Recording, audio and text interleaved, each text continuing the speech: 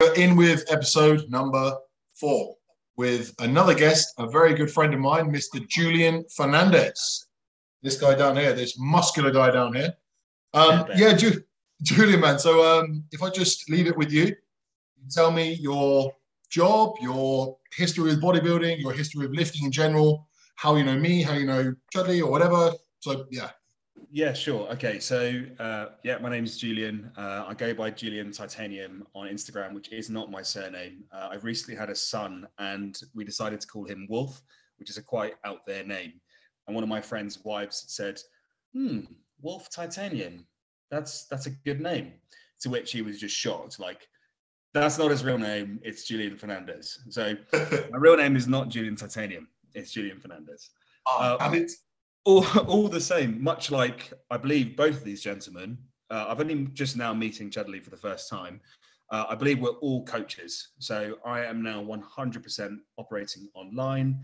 I work primarily with dudes in their 30s, 40s and 50s who are fathers, who have busy lives, who have jobs, and I do a few competitors as well, but mostly it's lifestyle coaching that I do. I was a competitive powerlifter before I got into bodybuilding. I competed in the GBPF, really enjoyed that until I got some bad injuries associated with some genetic predispositions of my spine. I loved powerlifting. Again, much like these two guys are very much into their strength training as well as bodybuilding. I subsequently went on to bodybuilding, and for now, I'm taking a bit of a backseat on the competitive bodybuilding just to really focus on getting family life absolutely spot on, developing the business, focusing on my clients, and then maybe down the line, I'll get back into competing, but it's not a major priority for me at the moment. And that's pretty much it. I'll stop there. What is your competing history, please? So, with bodybuilding. Bodybuilding, yeah. So 2019, I did a season with PCA. I did 4 regionals. Ryan remembers as well. I went to visit him after the second show. The champ.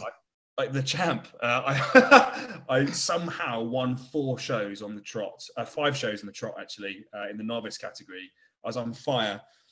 2 years prior to that, I'd got on stage as a first timer, didn't place. It was atrocious. I was not even close to ready. I wasn't muscular enough. I wasn't lean enough. I jumped the gun. I was too arrogant, I guess, in my formative years. Too arrogant. I thought I was good enough. It just wasn't. So in 2019, I did 5 shows, won those. Did 2 more shows in the open class and came second in a couple of open bodybuilding shows in men's tall class.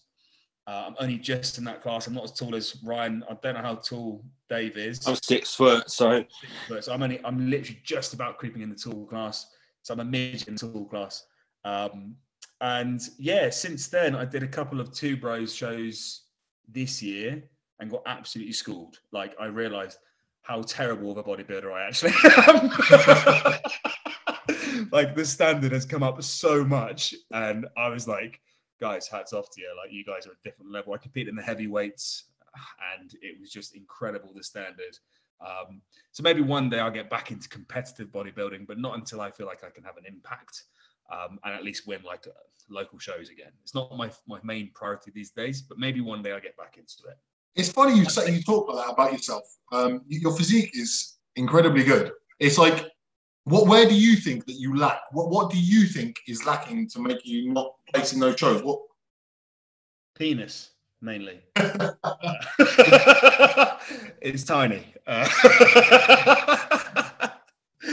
Semi-decent. Probably, no, being completely honest with you, mate, probably back width. Okay. Shoulder width, hair, like on my head, that would help too. That's it. Those are the main 2 areas, like back width, probably shoulder width, and I think I could do with bigger arms. So yeah. It's funny that, because so I feel like, I don't know if you agree or not, people are typically one or the other, right? So you're either wide and more, and you're not as deep from back to front, or you're closer in and you're fuller this way. And I would say that you and I have got the opposite in that sense. Yes. I'm wide but not very deep, and you're deep but not as wide, right? Correct. Yeah. You're probably getting there now, though. Starting to get there now. Yeah, both of us are getting big. You know, Julian's shoulders are big, so it makes him look bigger. His lats has got a great back shot, to be honest with you. Same as me, I'm getting there, but I think when you're kind of predisposed to a certain way, and you'll always struggle to really like penetrate anything more than that. You know? I bet your chest has got though, Jude. I actually haven't even. I should have looked at pictures and like competitive pictures so I can actually sort of relate or you know. But I bet your chest is probably a strong point. I'd say so. Yeah. I mean, which is probably why you say your shoulders are not lagging, but in comparison. Whereas Ryan's obviously the opposite. Correct. Yeah, that's exactly right. So we are kind of at opposite ends of the scale there with bodybuilding. But do you know what? The most important thing, which I'm sure we can all agree on with bodybuilding, is structure. Structure and the degree to which you're willing to push your physique and the risks that you're willing to take. And do you know, I don't know if you both kind of agree on that, but the two bros seem to go for structure a lot more compared to the PCA or the FitX, for example. Structure plays a lot bigger part in the two bros. Would you agree with that? Yeah, but I think that they just reward high standard bodybuilding more. Like the standard is higher, and so you don't get away with being average structure and being shredded. You have to kind of bring both. It's funny, mate, you say that. So there's a couple of bits. So I think structure is probably the first thing people notice. So I'm actually beginning to become a judge. Yeah, I don't know if you know that or not.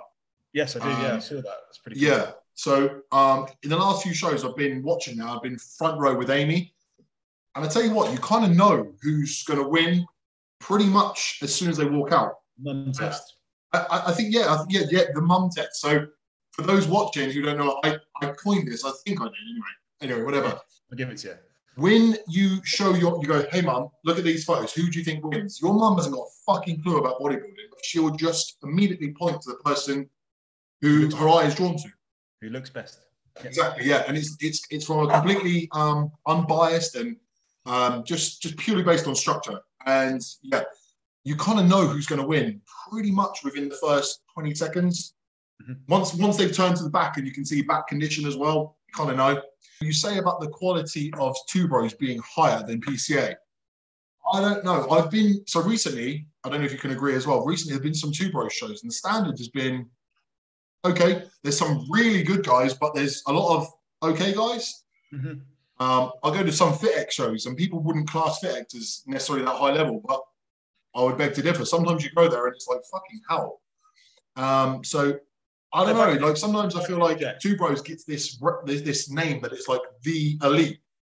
I do think there's this kind of natural propensity to believe it's best because it's affiliated with the IFBB. But I think what we're really talking about here is like, and not to get too technical, but like different interquartile ranges have different levels of standard. So in the very top interquartile range, that top 25%, that is potentially stronger in two bros than it is in PCA. However, if you look more broadly, you probably get more good physiques coming to a PCA show, possibly. I think that's partly because a lot of the two bros kind of regional shows, people just turn up, and they'll say on Instagram, "Oh, that's just me at 60%. I'm just turning up just to get the qualification." You're like, bollocks, you just come in shape. 2 years of dieting. Yeah. Nothing says bitter like I came in at 60%. Nothing. I'll just come here to pick up the qualification for finals. And it's almost like, well, look, you should be winning your class and you should potentially be winning your overall to even consider going, to finals. It's such a piss take saying I'll come in at 60, 70%. Fuck off. I hate that shit. Go in everyone to fucking win. Imagine that you're there when you calculate like, okay, 60%. I'm 62. I can't do it. Fuck me. So, Julian, actually, before we get into it, mate, quickly, I want to ask, because I think this could be good. So, you have body parts that stand out above others, as do we all, but I want to hear your opinion on why, for example, your chest is bigger, your delts aren't comparatively, and how do you combat that? Interesting, yeah. So, I've always connected well with chest training, and I believe that in most cases, the muscle groups which are outstanding are those that we connect best with. Now, naturally, you're going to lean towards doing those movements more often because they're more enjoyable. They give more immediate gratification. That's just the natural order of life. We tend to lean towards things that we're good at. So that's one thing. The second thing is, how much time do we really put into like prioritizing weak points? Probably not enough. that's really where the massive action needs to take place. In terms of my structure, again, I think it's postural as well. I think given that I have a natural propensity towards pinching my shoulder blades back because I am aware of my poor shoulder health, I naturally put my chest in a position of dominance when producing like pressing based motions. Even overhead press stuff, I tend to retract and depress shoulders. And again, it puts my chest in favorable positions. So there's somewhat of a genetic propensity to building a big chest, but equally, I think habitually, I've just enjoyed training chest more and safeguarded my shoulders, thus reducing the stress that they're exposed to. Does that answer your question? Definitely. And how would you combat that moving forward? How would you flip the balance? Huge volume on the delts. That's what fixed it in the past. Like they did get to a point. We have a mutual acquaintance who had extremely good deltoids, and there was a point where I thought, actually, do you know what? I think I've got him, because I hammered them on a daily basis. And I did that in show prep in 2019, and it became quite kind of bulbous and almost like, I describe it as like stuck on deltoids. They were like, they didn't look like they belonged to me. You know, they looked a bit tumorous, if anything. Thankfully not malignant. But in any case, it was volume. It was volume and high frequency. Like every single day I'd bolt on 200 reps on delts. That's a stupid amount, but it totted up and it worked. I got a question though, because you mentioned powerlifting, because I sort of come from a powerlifting background too. And it's almost, you know, the bench. So you just focus on that. And the form that you've got to use in powerlifting to perform the bench is different to the way you bench for bodybuilding. So Correct. Naturally, that kind of puts you in a position where you might use your chest a bit more. Agreed, definitely.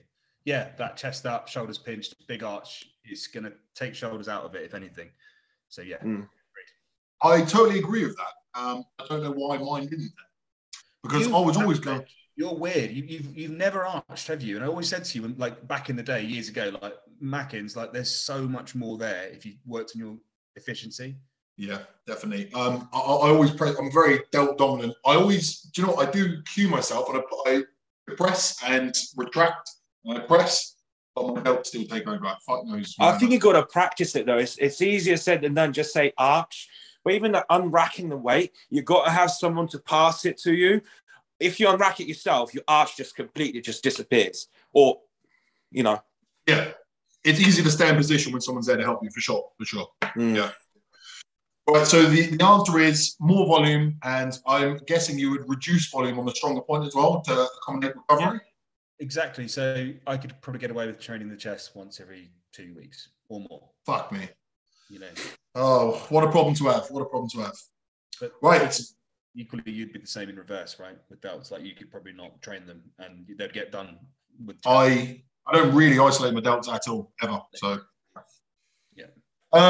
Right, so before we came on, I asked Julian to send me his 3 entries in towards Bodybuilding Room 101. So these are 3 things that Julian believes has no place in bodybuilding and needs to go into Room 101. Number 1, people who speak in absolutes and categorical terms, and basically they hold polarizing views on training principles and nutrition. So please, can you elaborate and make that clear for the viewers? Sure, right. So not to bore you all, but like in my formal study, I adopt what we call an evidence-based practice. So basically I look at the evidence and I see what has been clinically demonstrated to work, whether that's to build bench press strength or squat strength or improve, I don't know, 40-yard dash speed or whatever. But equally, what I learned was you have to be flexible in like the paradigm that you adopt, because different people will think about things in different ways. And what that means is often more than one thing are true.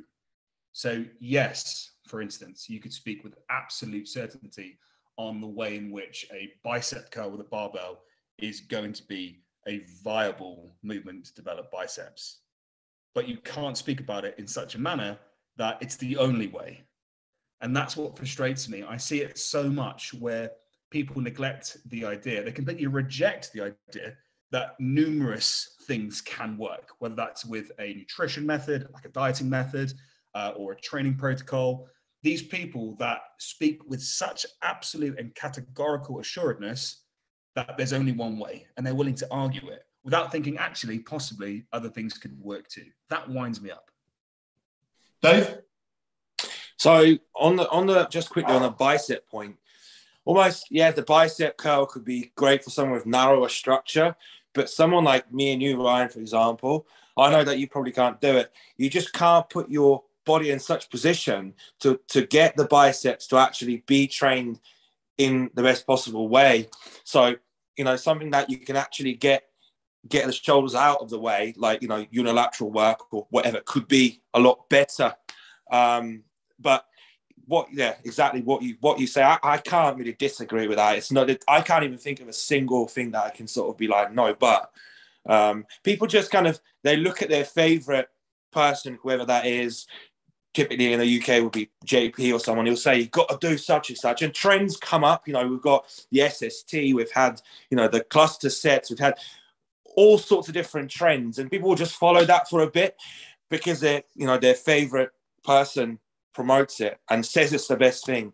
And then something else comes up, you know? You're so right. And actually, I want to make it very clear. It's not your JPs, Dorians, etc., anyone who has founded these training principles who are to blame. It's the people who take that for gospel and then ignore everything else.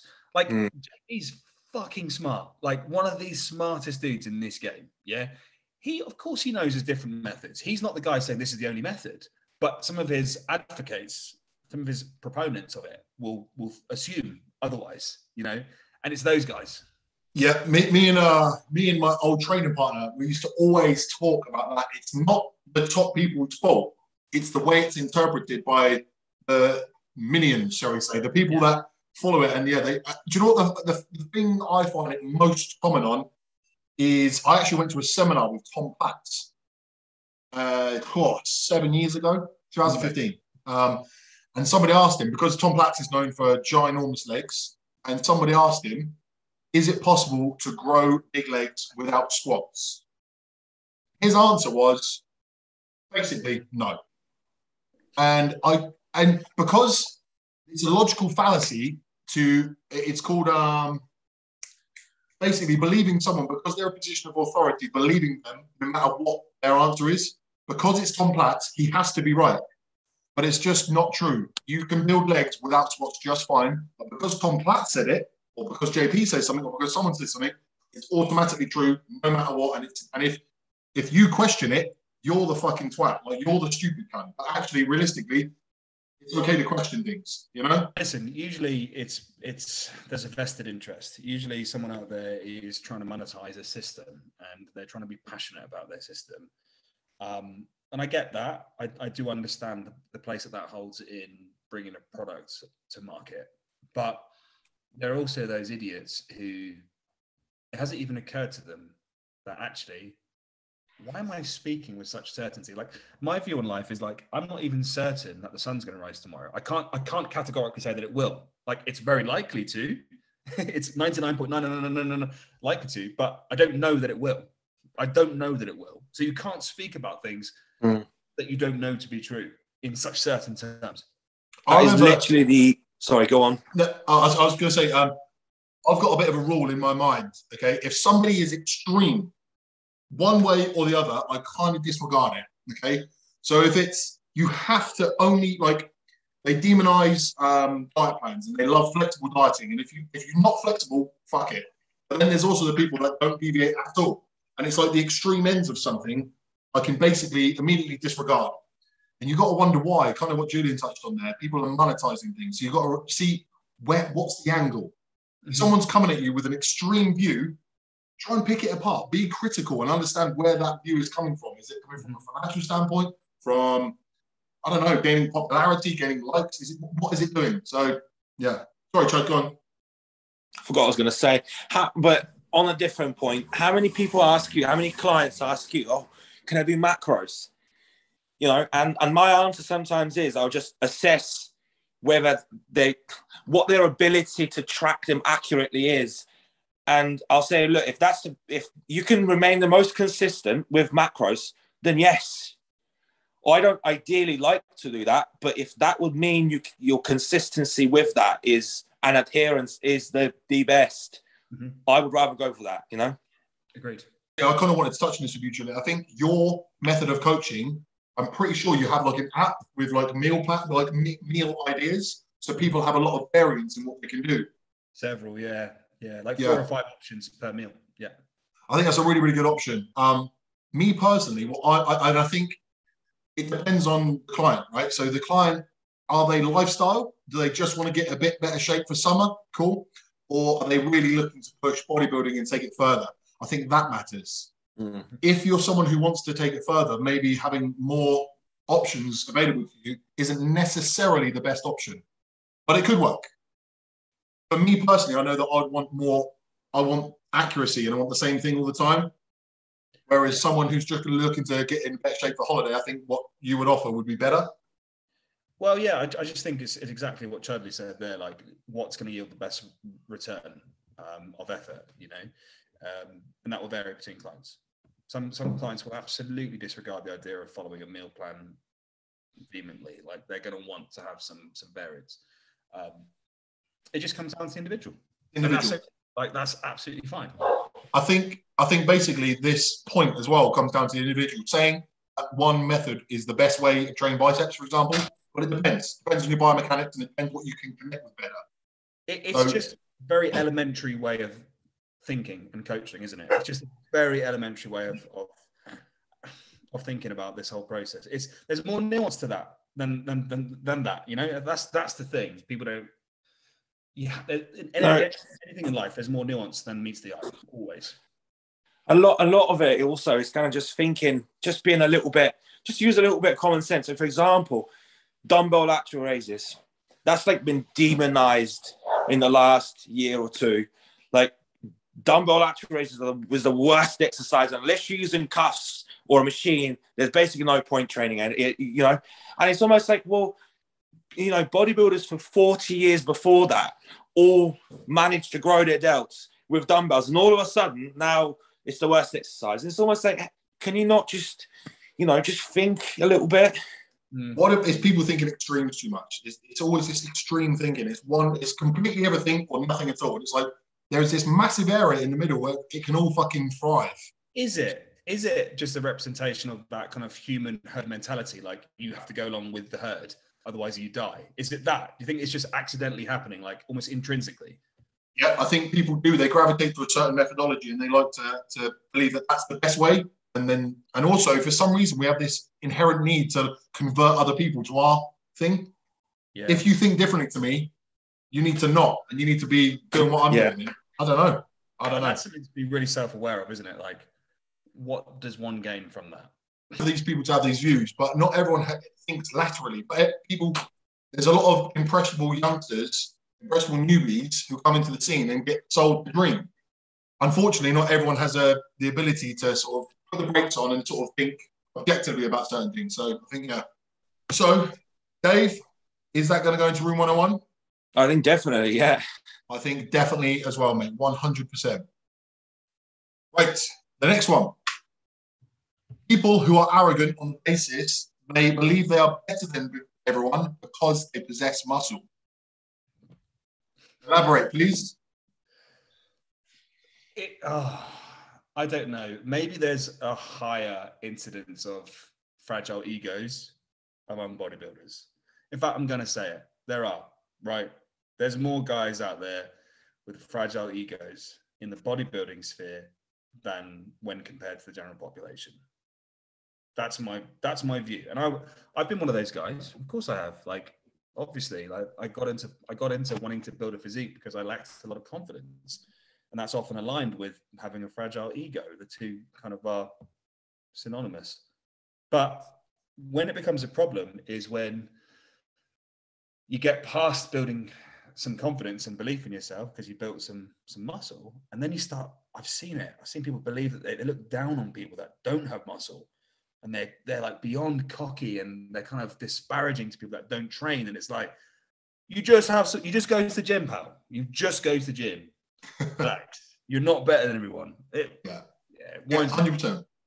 100%. There's a comedian that I like, and he's like, bro, you just lift weight and eat a bit more chicken. Like, just fucking like, relax. And it's so true that it's almost like there'd be like a guy and his girlfriend would be like, oh, he's quite handsome. And the guy would be like, he's not even muscly.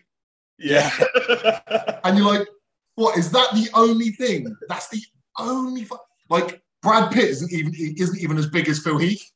He's the coolest dude. He's the coolest white guy on the planet, in my opinion. No. Second coolest. Yeah. But do you know what I mean? Like, how ridiculous is it to think someone isn't attractive or isn't worthwhile? Or like, you're good at one thing. There are fucking a million things out there, and you're good at one of them, which is pretty mindless. For a lot of people, it's quite mindless. They just pitch it up and they just eat a bit more than most people. That's it. Yeah. No. You say that. I personally haven't encountered that where I've personally noticed it. I don't know whether that's kind of, it starts to wear off. The more, as in, the bigger you get, the less that, like us three now, I don't think would ever say anything like that, because you just, you grow out of it a little bit. Absolutely. Like, but I can probably think to a time like in my teens where, the lads that were going to the gym, myself included, like you do have that thought sometimes that enters your mind. Aren't you guys going to train? Come on, you kind of believe. It's less about it. My initial comment was about like looking down on people, but again, it's an immature mindset which says, if I think it's important, then surely you must think it's important. And when you see that in adults, it's woeful. That's embarrassing. Come on. Yeah. Do you think that forces a lot of people to, because like we've had this chat before, almost everyone now trains, everyone now goes to the gym. And if you don't, you're kind of missing out. So that creates a lot of people that don't enjoy it. And we'll get clients and they'll just struggle with adherence and you'll see them and I ask them, I'm like, why do you do this? Like, I can see you don't enjoy it. There's a million other things you can do. Just go and do something else. You don't have to train, but they almost feel like they have to. That's a good point. There's a pressure, definitely. We talked about this before, Ryan, like years ago, like people that come to the gym all the time, put in so much effort, they don't change because they don't enjoy the process. They're not adhering to their nutrition. And it's like, maybe just don't come to the gym and go take your missus out for a meal or go to cinema and do something that you actually enjoy. Again, it's from our perspective now, it seems silly that somebody would be led by, I don't want to do it, but because social media tells you to do it. To us, that might seem silly, but some people are impressionable. So you need to be understanding of that. If they're impressionable, I don't know, sometimes they need to have good friends around them. They need to have good people around them because you're just wasting your life. Imagine. With other interests. Yeah, definitely. But imagine every day of your life waking up and being like, paying your coach and cooking your food and literally scowling at the pad as it's like, why? Fucking why? Now, I don't really understand it. And I think one of the other problems as well, I actually have come across these people, Julian, is because everyone fucking thinks bodybuilders are up their own arse. Everybody thinks bodybuilders only care about their appearance and only care about, like, their next chicken fucking meal. And I think it really gives the industry a bad rap. And I'm so grateful that there are people out there that actually, to be honest, the way that you come across on your social media, Julian, it's insightful. And it's like the opposite of what people would consider a meathead, For anyone who's watching this, you should follow Julian's stuff because it is very much like that. And you're one of the few people that is, I would even say you're more like that than even training. It's kind of like more thought-based, sort of like mindset-based rather than the training itself. Yeah, my whole mission objective is to help guys be confident because I think lack of confidence is what destroys lives. Like it destroys not only the people's lives who are suffering, but those of them around them as well. So yeah, like there's a lot of talk about that, the mindset thing.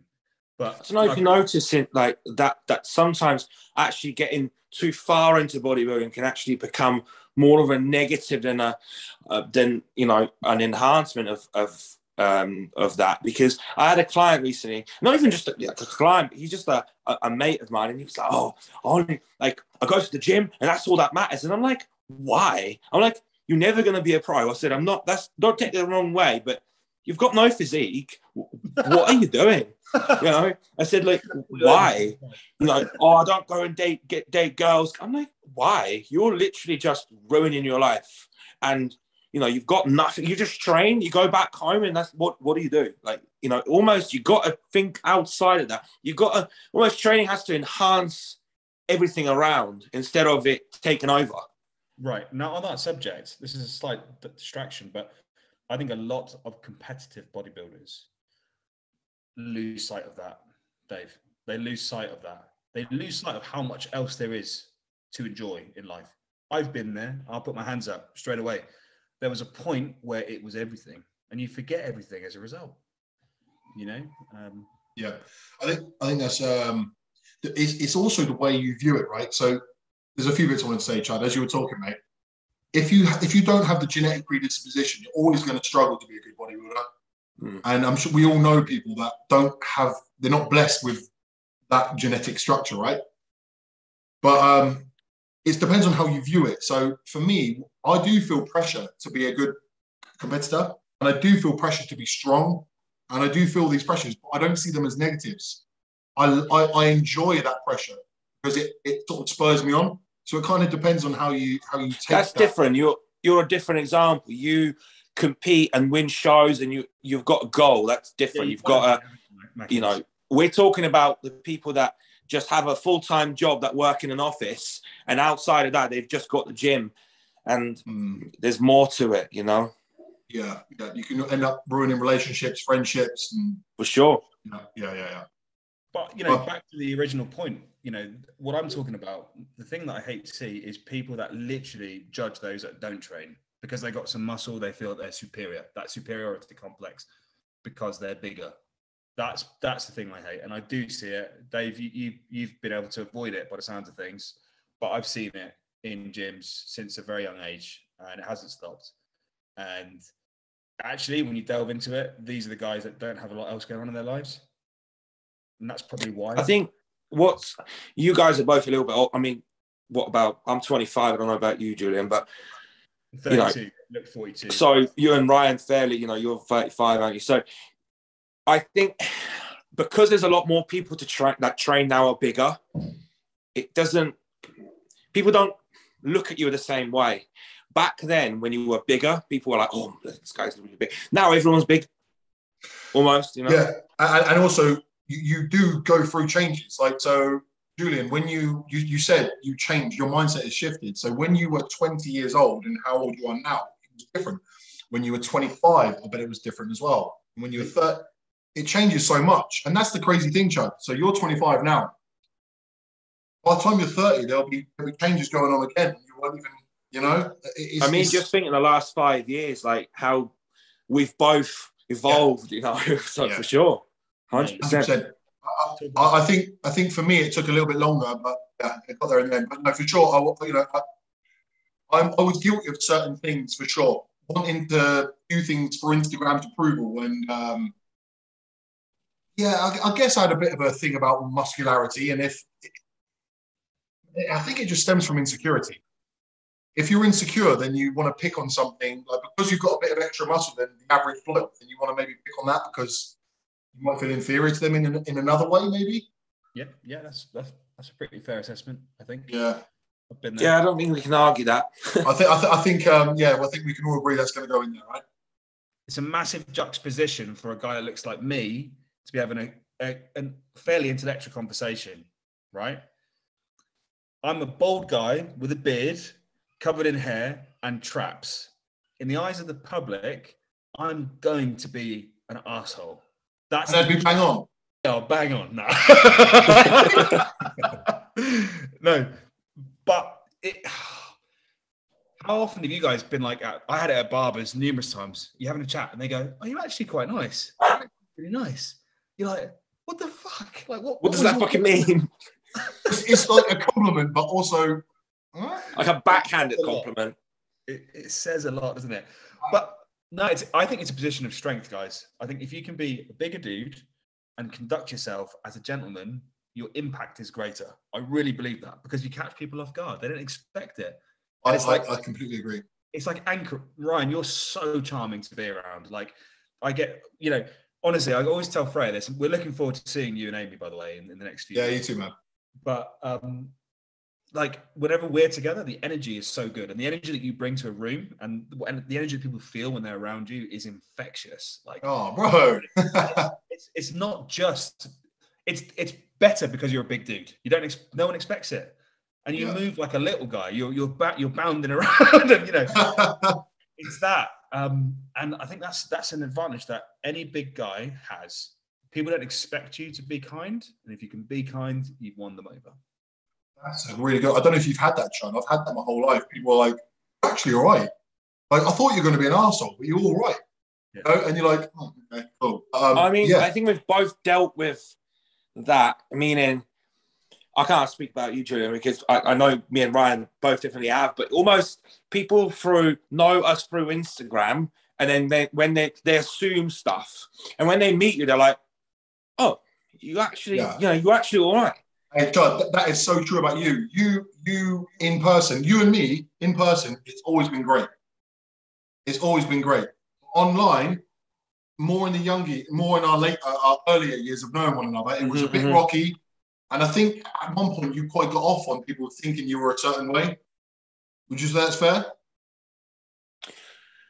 Probably back to the first point, the meaning at the beginning of the first point, it's that ego thing, because you start to get a bit bigger and you think you're better than people, you for sure. Only with time does it start to resonate and you think, hold on a minute, I've just got some muscle. It doesn't actually... Especially when you first go on a bit of gear and you think, But I'm gonna throw another angle at this. At the same time, you cannot disregard what you have achieved. And what you begin to recognize is that you give respect to those that have achieved in their respective fields. So like you hold the same level of respect to the guy that's killed it in business, or the guy that won like the mountain biking tour at the weekend, or like, it's just that character trait of someone who's willing to push that you respect. Doesn't matter if they got muscle or not. You just respect people that can put in the work, right? And fight for the cause. I think that's one of the things I've noticed. People, my friends from school, my friends from my childhood, none of them really give a shit that I'm actually a big dude. They care that I have applied myself. So what they respect is the fact that you went after something you wanted and you did good. And they love that, but they don't give a fuck that I'm a muscly guy. They're like, okay, cool. All right. I mean, how many times do you get asked, oh, what do you think about CrossFit, bro? And they expect you to be like, oh, yeah, it's fucking bullshit. But I'll just be like, it's fucking hard. Like, people, they're fucking athletes. I couldn't do half of the shit they do. And they're almost kind of like, oh, a bit taken back.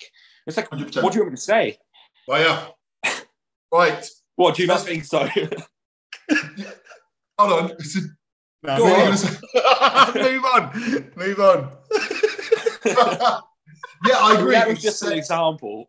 Yeah, I agree with you, Chad. Even if Julian don't, I agree with you, mate. No. It's just that classic thing, isn't it? Like we've all talked shit about CrossFit at some point, and it's like no, but we have, but almost when people expect you to, it's almost like the men's physique class.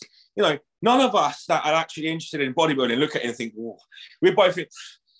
But we all, we think that. But equally, some of those guys are really good, and you've got to sort of, Hey. Funny story about men's physique. I once told Ryan, I said, completely sincerely, right? We were training probably like in 2018 or so, 2017 maybe even. Like, it was a long 2017, yeah. In Newbury, and I said to Ryan, he's posing in the mirror, I was like, do you know what? You've got like a really good shape for men's physique. You'd actually kill it. And you were done. Did he cry? Like, pretty much. Like, it was close. I would say only until maybe last year have I like kind of let that one go, mate. 4 years. I used to go to bed at night thinking, fucking choking down protein shakes. Yeah, mass gainer. Yeah, fucking hell. Fucking men's physique. You should go to a show one day and just put on some board shorts, in like a foreign country and just see what happens. Because if I do well, I'm going to be so angry that you were right. I still think though, because of your width, your back width, your shoulder width, it's all there, just at extreme proportions, which would be outstanding to witness. But your legs, man, your legs, fitting those in a pair of shorts would be well, you asked Craig that question. If you could downsize and be a classic pro, if you could downsize and be a men's physique pro, would you? Definitely. If someone said to you, Ryan, tomorrow I'll give you a men's physique pro card, but you've got to compete in men's physique. Oh, no. Really? No. Like, real answer, this actually came up with my girlfriend. No. If my only option was to do men's physique, I wouldn't compete anymore. I just don't. I do this sport because I love it, and I don't love that. So that's it. For sure, yeah. You say, Ju? Bodybuilding. It's bodybuilding or nothing, baby. It's physique is not bodybuilding. No way. I would stop. That's it. That would be me. Done. Right, so we can conclude. Fuck the arrogant bastards and get them into room 101. Now we move on to your third and final one, Julian. People who lift stupid shit for Instagram. Yeah. Elaborate. So, like, I've seen people squatting the squat rack. I've seen people standing on towers of dumbbells doing overhead squats with crossed over barbells. I've seen a dude like grabbing the seating area of a stadium and doing walking lunges with it. And it's just clown shit. It's just clown shit. Like, you belong in a circus. What are you doing? You're potentially risking like life-ending injuries. Like, if that dumbbell rack falls down and you snap your shit, you're dead on camera. Like, someone's actually filming you dying on camera. Well done, mate. Your parents are going to be well pleased with that. Your kids are going to be well pleased with that. You fucking idiot. That's something that really winds me up. Fucking agree. Chad, any words? I think a lot of these people are just doing it more for Instagram than anything else. Like, a lot of the influencers, like, I mean, say Bradley Martin, and he goes and does bench presses with someone, I don't know, like sat on his back or like whatever the fuck he does. And you think, but he gets 1 million views. So you just think, all right, fair enough. If that's what you want. Yeah, so think about that. I love him. I think he's fantastic. Larry Wills. He's an incredible athlete. He's basically, his whole career has been bred on, he's incredibly good at powerlifting, of course, but he's also done stupid shit time and time again. And it's kind of, I would wager a bet he's somewhere close to a millionaire, if not already a millionaire. You know what I mean? So, go on. Quick one. Apparently, it comes up on commentary and again. Like, people will suggest that I look like Bradley Martin, but they'll call me Bradley Fartin or something like that.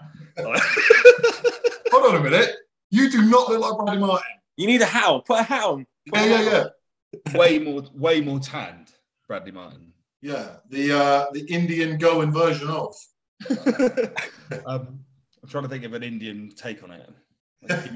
I'll come back to you on that. Yeah. Right.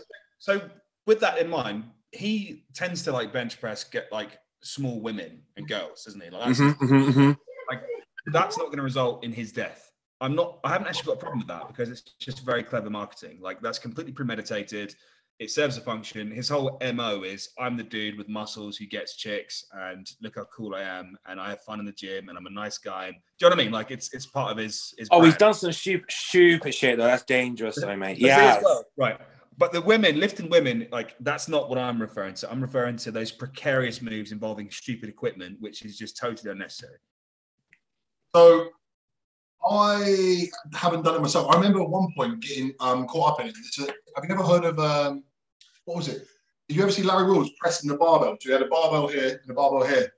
I remember getting caught up in that and the preparation that it took to get those onto me. And it wasn't stupid shit like you were describing, but it was pretty fucking stupid. And I saw that and I thought, what an idiot. Why is he doing that? Exactly. But I did it. That was like 4 years ago. I did that. 3 years ago. But I found myself getting caught up in doing shit like that. I did a single finger deadlift. I was picking up Atlas stones with no training. How many strongmen snap their bicep when we're doing things like that? I found myself doing shit like that because I wanted to just prove that I could. And it was pretty fucking stupid. And it's basically just getting caught up in Instagram, getting caught up in... I bet you wouldn't do that now, though. Because you think, okay, well, I've got a competitive career that I technically don't want to fuck up based on the fact that I've just pulled my bicep from trying to pick up a rock from the floor. 100%. I've definitely changed over the years, but I think it served a purpose to a degree. I think it drew some eyes. Like, you know, I've been working for myself for 6 years now, and it definitely helped draw eyes towards my page, I think. I can't say that for sure. It's hard to quantify that exactly, but I think traffic and publicity over time has helped my business. I do think it's risk and reward. With that, it's risk and reward, right? There's an element of risk involved there with you lifting 2 barbells, but equally in anything that you post to social media, it has to serve the of X, Y, or Z. Those things that are important to you. So if it's there to draw traffic to your page, then it would have achieved that, and therefore it has a place. But it's about how can you do stuff like that, which doesn't put your job at risk. It's like we live in a TikTok generation, and people you just want your 5 minutes of fame, and they get it any which way they can. I don't think it has a place in bodybuilding or the industry in general. But unfortunately, if you get in a fucking million views from doing something stupid, then monetize that, But I'm just tired of it. It's such low-hanging fruit. It's low-hanging fruit. It's boring. Instagram is full of impressionable viewers. So this is why, I'm very selective with what I talk about on Insta, and I opt not to discuss certain things on there because you're going to have an influence on people, and you've got to be very considerate with the influence that you want to have on people. And so if you're the guy that's making it, if you're going to popularize doing stupid shit in the gym, and guess what? When those 16-year-olds and 17-year-olds sign up in gyms, they're going to be straight to the squat rack trying stupid shit whilst their mates will stand around recording them. No one wants that. Yeah, I agree. I think you need to recognize one's position. Once you've been in the industry a while, you've been doing the job that you have been for a while, you've won a few shows, people listen to you, you have a voice, and you are impressionable. Let's say your story is viewed by 1,500 people, 2,000 people every single day. That's 2,000 eyes potentially on you, taking your word. And 4,000 eyes. 4,000. Well, half of them skip it, so good point. Sorry, 2,000 people, 4,000 eyes. It's. I mean, you can see how I've reassessed a lot of my views on what I talk about and what I don't talk about. Well, the things I used to talk about, I don't talk about anymore. Like what? Well, gear, for example. Back then it was literally, I wouldn't even get people to ask me. I'll just be like, I'm using this and this and this and this. Now I'm a lot more, I'm not going to speak about it. If someone wants to ask me, I'll just say, look, I'll tell you in private if I think that you're, say, on that level. But if I get someone that's, that it does more harm than good, I won't tell them. And it's not because I hide it or it's because it's a secret. It's just because it does more harm to you than good. Agreed. Yeah. And that goes for all things. What you don't want is to draw attention to something at the cost of diverting it away from the more important thing. In this discussion, we're talking about people will divert past nutrition and training in a bid to find the quick fix, the magic tablet. It's that. I think so fucking common. People are just, they're focusing on the wrong thing. We actually spoke about this on our first podcast. It's they're hyper-focusing on what supplementation they can take. Hyper-focusing, and they're trying to copy exact things from the JPs, the James Hollingsheads, the Sams and Dowders, but missing out that actually what works is just you working fucking hard, being accurate with your diet, and giving it time, and that's it. Yeah, man. Like in anything in life, right? Just massive action on a consistent level. That's how you get results in anything. There's something you said once upon a time, Julian, and it stuck with me. Something you said, focus on doing it well. So focus on doing things better rather than doing them more. So what was the thing? Can you quote that again for us? Yeah, it was something it was in relation to we were talking about bringing up weak body parts, and it was focus more on doing things better over and above doing things more. If you do, and the premise of it is doing more of things badly is not going to yield any return. Yes. So just chuck a load of gear in, but having bad habits with your sleep, bad habits with food and whatever, just not giving a shit, but just going relentlessly to this, as opposed to taking a step back and trying to think things logically. Train well, use your head. It's over the counter stuff too. There's just a belief that exists among newcomers that the reason why you look like you and Dave, you look like you, and even me, right? I'm a fairly muscular dude. It's because of the supplement that we've taken, something that we've taken. That's what we want to believe. You can't blame people who don't know anything about it to believe that. Like, that's the most convenient thing, and that's the most stress-free and has the least resistance. So you kind of hope that's the case, but you're going to be in for a harsh reality, you know. Mm-hmm. You say some really good points there, some really good take-homes. It's like the path of least resistance. The most convenient thing is that you took this. That makes the most sense in their head. It doesn't matter that you've been training. I'm going to take a guess and say it's probably in the region of 15 years, probably. Dave, you've been training 8. Julian, 15 plus. Me, 17. 17 years I've trained. Yeah. Oh, there you go. Jesus, there you go. 17. Yeah, and that's why it is what it is, rather than fucking some magic pill, right? I've got one. Do you want me to talk about the controversial one that I thought this could wind up macking? Do it. I think that's good. It's a good thing to do. Okay, right, here we go. I actually wrote it down. I was like, I just don't want to piss him off. Oh, is it? Come on. Okay, so people who can't stand hate. So, like, basically, the fitness industry is full of egos, right? People who can't stand hate but indulge hate. Elaborate. They indulge it. It winds me up. So, like, whenever I get hate, someone taking a piss out of how hair I am or whatever, my first reaction is, what I think is like, sweet. That's going to like proliferate the algorithms in my favor. Like, that's people engaging in my content. Fuck yeah, good. But then if you don't like hate, the worst thing you can do is entertain it, because it just gives people that satisfaction that you've bitten.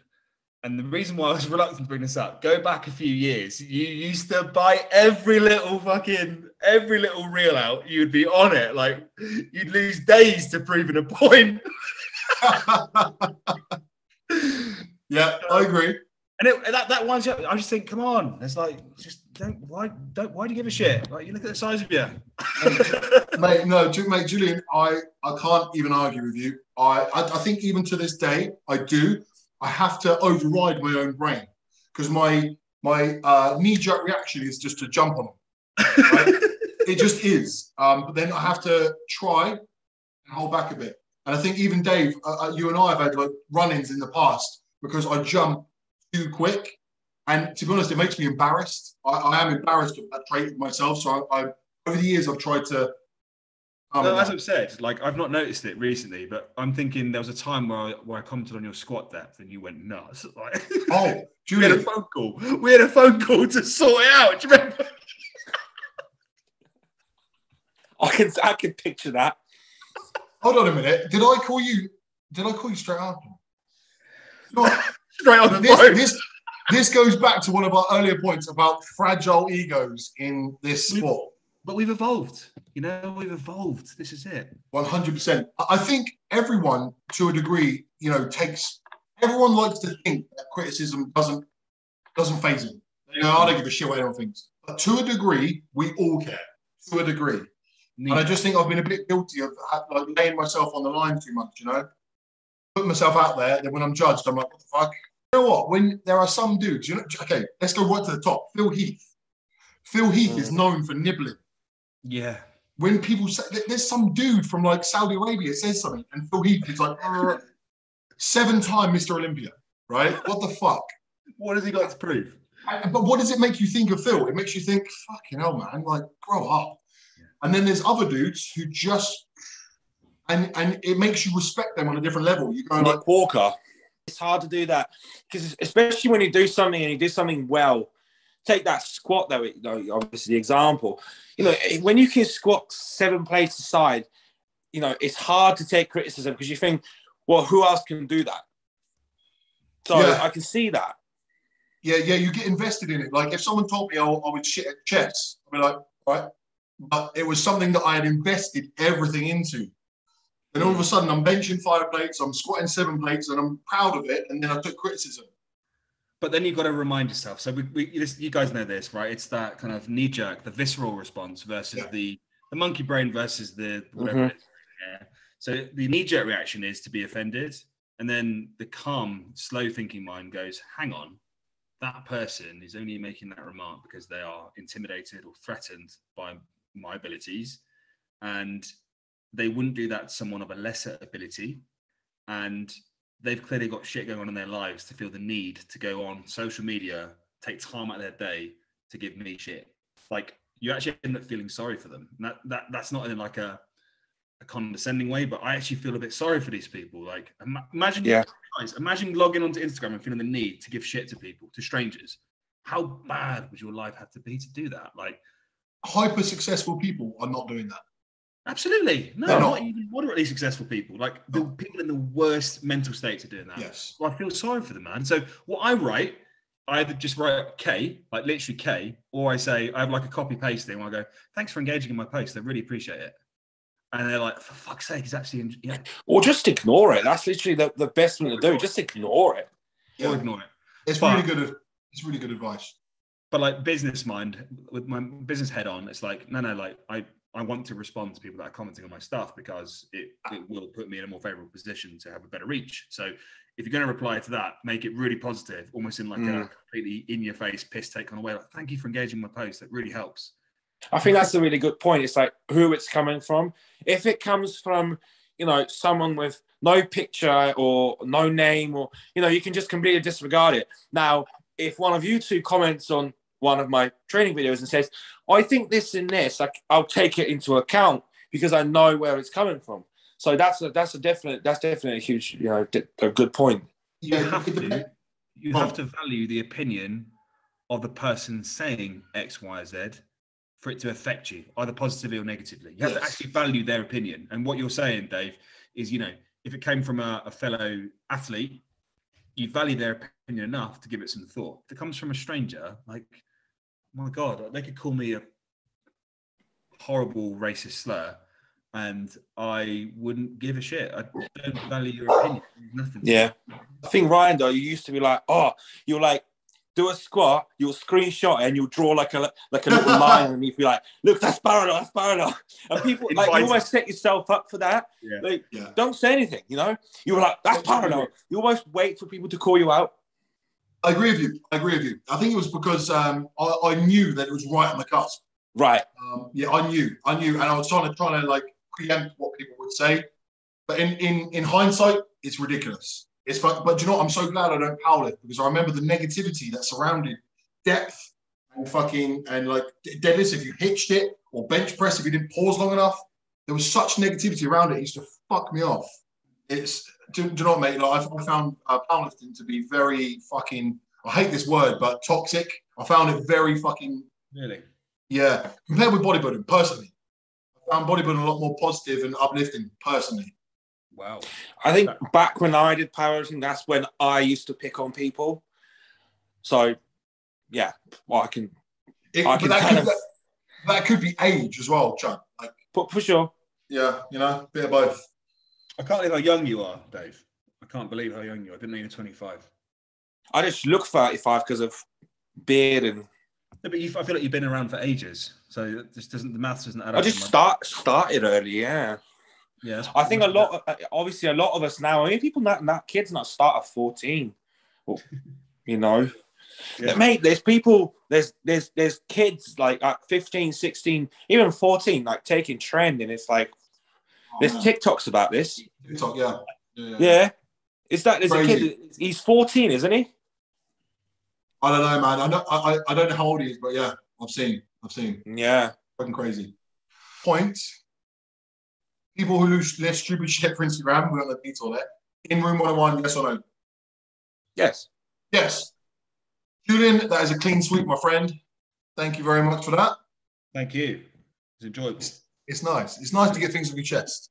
And it's lovely to meet you as well, Dave. Really good to chat. Yeah. Yeah. Cheers, boys. Until next time. Bye. Catch you later, boys. Bye-bye. Bye-bye. Bye.